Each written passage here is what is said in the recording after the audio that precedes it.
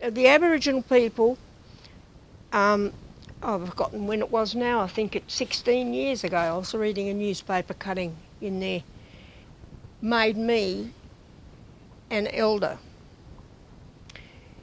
And at the time, I was only the second white woman in the history of Western Australia to be made an Aboriginal elder. It was all on television, everything, with all of the ochre and the kangaroo skin, and they gave me the name Kabarli, which was Daisy Bates's name, only they say Kabarli. They read it Kabarli, but really the pronunciation is Kabarli, and it means grandmother, because they say I'm like a grandmother. I know more about them than they know about themselves, is what they say.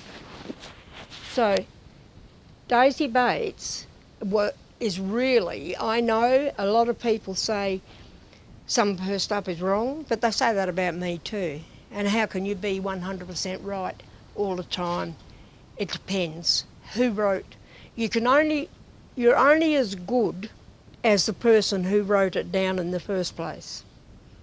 And you know, so many people couldn't read or write.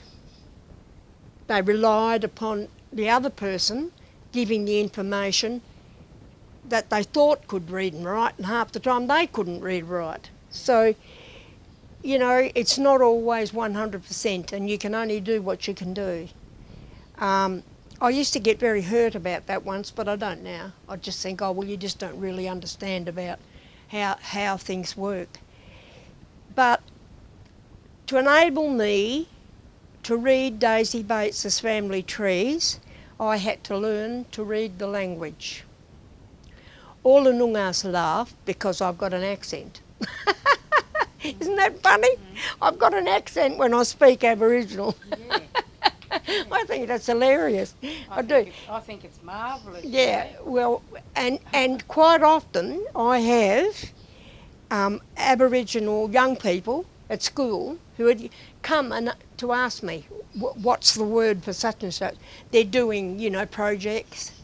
At the moment I've got someone doing a course, an adult, doing a course in aged care, and they're doing an Aboriginal aspect to their study, and they want to know the meaning of certain words. Yes. So, but that's pretty broad, isn't it? Because it's, there's many different dialects.